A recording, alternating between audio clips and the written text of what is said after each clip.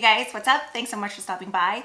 As you can see in today's video, I'm starting off barefaced because we are doing a foundation review and demo. If you caught my recent video, it was a purchase or pass. I had talked about the Revlon Colorstay Light Cover Foundation. Unfortunately, the shade range is ridiculous. There's only 12 shades, but I think the reason is because it's supposed to have adaptable coverage, meaning it's more of, well, it's marketed more as a lightweight sheer coverage foundation that way can kind of adapt to your skin tone, whether it's a little bit too light or a little bit too dark. It's supposed to just blend in.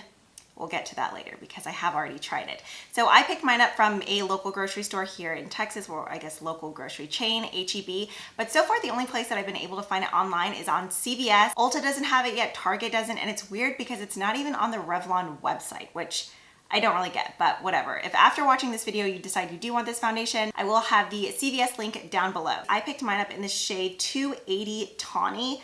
I kind of hate that it's this plastic packaging. This is a cute shape and all, but I prefer to stick with glass packaging or something that is see-through. That way you can see exactly the shade that you're purchasing, because I mean, I don't even know if Ulta and Sephora is still doing testers. I haven't been in store in forever, but obviously at most drugstores there are no testers, so I just kind of went for this one by looking at the swatches that I saw over on Trendmood. So before we get into the demo, I just quickly wanted to go over a few of the claims. So it says that it's an effortless long wear fluid foundation with buildable coverage that looks flawless and feels fresh for 12 hours. It evens out complexions with a range of adaptable shades that disappear into most skin tones, hydrates skin all day, and protects with SPF 34. It retails for $13.99 over on CVS, but did I already mention I purchased it for $14.99. So within the actual Revlon marketing on the CVS site, it says that it's supposed to give your skin but only better look, undetectable coverage, adaptable shades. It says that it has a buildable coverage, meaning light to medium. It doesn't claim to have any sort of full coverage. And then it didn't really emphasize or go into further detail about this, but it also says that it boosts skin hydration by 56%. Not quite sure. I'm gonna go ahead and post this photo here. It's saying that this model wears the shade Cappuccino, which is the third deepest shade. And I don't know about you, but in my opinion, she looks more like a light tan or a medium tan, not the shade that should be the third deepest shade. Anyways, one other thing that I want to mention is that this is a foundation within the Revlon Colorstay line, but there's only 12 shades. Whenever you look at the original Revlon Colorstay formulas, there's the combo oily and then the normal dry, I think. In the combo oily, there's 43 shades on the Revlon site. And then with the normal dry, for whatever reason, there's less shades. There's 24 on Revlon site and then 15 on Ulta's. So why they couldn't expand this one more, I'm not quite sure. I get with their marketing, they're trying to say that it's adaptable, but you'll see whenever I apply this. I'm curious to see whether you truly think it's adaptable or not. I feel like in order to be an adaptable type of formula, it has to be something that's extremely sheer, almost like on the primer type of level to be adaptable. Maybe that's just me. When I first picked this up, I thought they were trying to go for like the Ilia Super Serum Skin Tint vibe, or the Kosas one. I still have yet to try the Kosas one, but it's not like the Ilia one at all, unfortunately. When you open it up, it just has this little dropper type of bottle. And then let me go ahead and show you guys about how runny it is. It is a very liquidy foundation. So on their website, they said you could go in with your fingertips starting at the center of your face and going out. There's no need for a brush if you didn't have one. So it just seems like fingertips or brush is the way that they most highly recommend. I have gone in with a sponge and it just soaks up way too much. The very first time that I applied some, I thought I went a little bit too heavy. So I did go in with a sponge at the very end. You know what? I'm actually gonna wipe off this side because I just wanna show you side by side the coverage. If you are curious, I didn't go in with any sort of primer today. I just went in with my normal moisturizer combo for the winter months.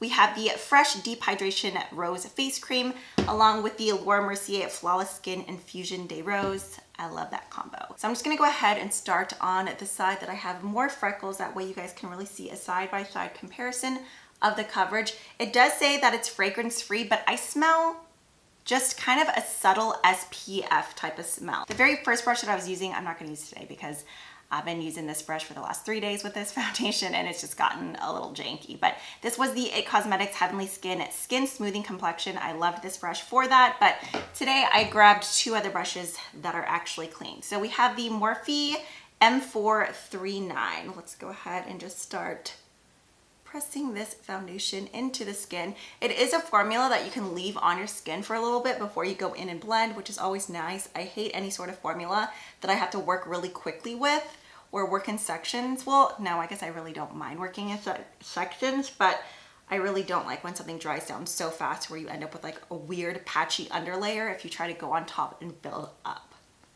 Okay, so you know what? I'm not crazy about this brush. So as you can see, while the coverage is really light, it still did a good job of just evening out any weird sallowness and darkness that I have around my eyes. Freckles are still peeking through, but everything just looks much more even. Now, I will say this foundation does stay tacky on the skin. So if you're wanting to go in and wear a mask afterwards, I would recommend at least setting the lower half of your face. It does stay tackier a lot longer than some of my other foundations, since it's not quite as watery and liquidy as like the Becca Aqua Luminous foundation. Now I guess because the Becca Aqua Luminous one is much thinner and just watery, something about that eventually dried down and felt less tacky than this. This Revlon one has a little bit more of an oily type of feel to it. Once it starts to set, it doesn't feel oily anymore, but as you're applying it, it just has more of like a slippery, oily texture. Okay, I'm going back to the It Cosmetics sponge, or not sponge, brush. I know, it looks dirty, it needs to be washed today, but this just works much better with this foundation than those other two brushes. And that is how we're looking after one layer. So this is definitely sheer light coverage. I am gonna go ahead and go in with the second layer, that way you guys can see how it builds. Now, the thing is with this, remember how I said that it stays a little bit tacky for a bit? You do want to wait a little bit if you're going to go in with a sponge. Something about the way that it sets, if you go in right away, I do notice that sometimes with a sponge, it will lift off parts of that first layer. So what I like to do if I'm doing a second layer is I'll just take a little bit more product. This time I'm going to rub it between my hands and really just focus on the areas that I am wanting more coverage. So just right here. Bit more around the nose. I'm not going to go too much more on my under eyes just because I know I'm going to go in with concealer there, so I don't want it to get cakey. And then going in with my Kokie sponge, which this sponge I'm still so in love with, I'm just lightly going to bounce that right over. So here is a close-up after going in with 2 layers of the foundation. I'm gonna go ahead and apply the rest of my makeup, and I'll be back just to give you my final thoughts and review of the foundation. I'll be sure to link all the additional products that I apply onto my face down below, just in case you're curious. Now going on to final thoughts of the Revlon Colorstay Light Cover Foundation. Really emphasizing the light. This is really only going to cater to a specific group of makeup loving people. You have to be into very natural skin-like, your skin but better type of makeup, and you really do have to be okay with a light to light medium coverage foundation. I didn't go in with any additional concealer like on my forehead or my cheeks. I really focused it only on my under eyes. There was no crazy like triangle shapes, only right here.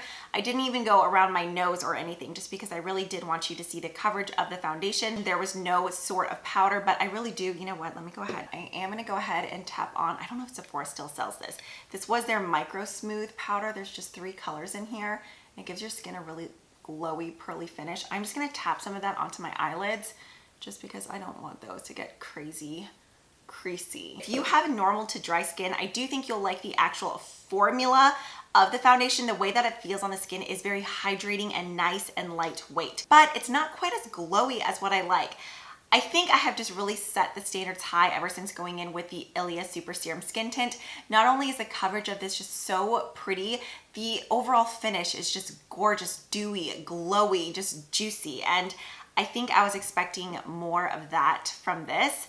I mean, it didn't say anything about a glowy finish. It says natural finish, which I do feel like is right. And the thing is, if you set it, it really is long wearing. It doesn't even have to be any sort of like crazy long wearing powder. Even if you just went in with a super loose translucent powder, then I feel like you're okay with a mask. But if you go in and apply a mask without setting this, it's gonna be all over your mask. I did it with a black mask and a white mask, and I definitely saw foundation all over there. But it was weird. While there was actual makeup transfer on the mask, when I took off the mask, I didn't have any super obvious missing spots of makeup. It was just that the makeup did transfer on. Also, if you're someone who cannot stand any sort of tackiness on your skin, you will not be down with this foundation. It doesn't say super, super sticky, but it's the type of foundation whenever I go like this, while it's not removing the makeup from my face still just feels tacky. Obviously, that's a quick and easy fix. You can go in with any sort of loose powder or powder foundation and it'll hide that. If you're looking for something that is natural finish, lightweight on the skin, and can be built up to a medium, but you still want more of a glowy finish, any sort of cushion foundation is amazing. I'm thinking I would give it more grace if the shade range was more extensive, because I just don't think the whole adaptable thing was a good excuse. Sorry, Revlon, but no. All in all, it's not bad, it's not great either. If you skip out on it, you're not gonna be missing anything life-changing.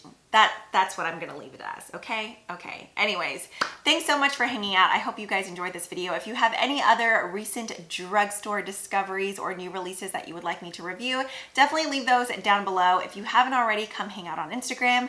We have fun over there. I show you random things from Target and Christmas stuff, because that's what I'm eating, living, breathing, dreaming of right now. Have a good day. I'll see you next time. Bye.